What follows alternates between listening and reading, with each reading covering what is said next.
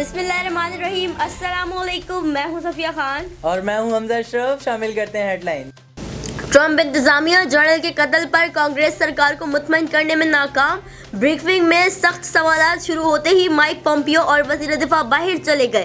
Saint میں opposition leader کی briefing کے بعد چک ہیومر کی گفتگو. ڈیموکریٹ سینیٹر ہالن نے کہا کہ ایسا کوئی خطرہ نہیں بتایا گیا جس سے قتل کا جواز ملے. ریپبلکن ارکان کی حملے کے لیے حمایت برقرار.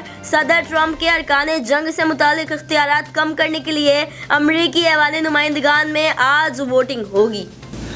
کونسل میں اگر نہیں ہے تو صرف حریم شاہ نہیں ہے. جے یو آئی فے کے سینیٹر حفیظ حمداللہ کا فواد چودھری کے بیان پر رد عمل.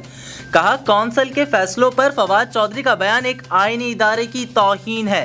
ناقص کارکردگی اور بد زبانی کے باعث فواد چودھری کی وزارت اطلاعات لے لی گئیں.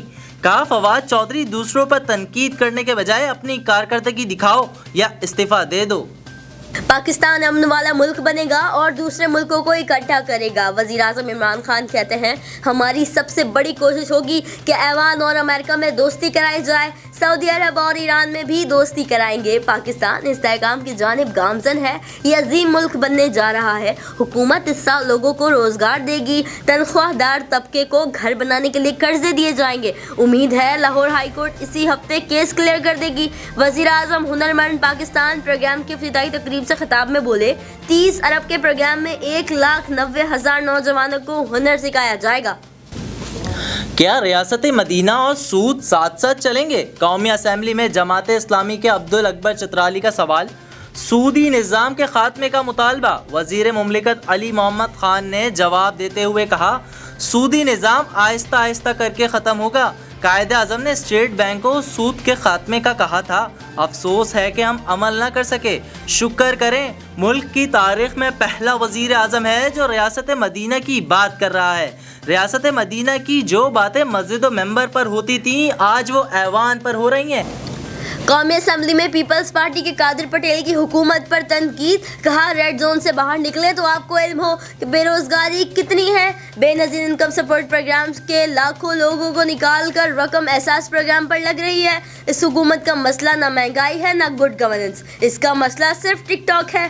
وفاقی وزیر مواصلات مراد سعید کا قادر پٹیل کو جواب. کہا بے نظیر انکم سپورٹ پروگرام سے فائدہ اٹھانے والے 2,500 افسران میں سے 1,500 سندھ حکومت کے ملازم تھے.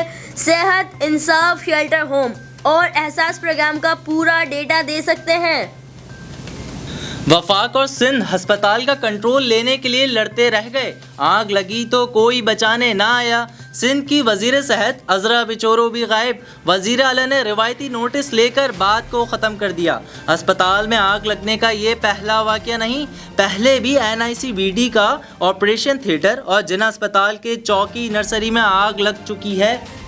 فی الوقت اتنا ہی. مزید خبروں اور اپڈیٹس کے لیے وزٹ کریں ہماری ویب سائٹ CSNlive.tv. اس کے علاوہ آپ ہمیں فیس بک اور ٹویٹر پر بھی جوائن کر سکتے ہیں. دیکھتے رہیے CSN.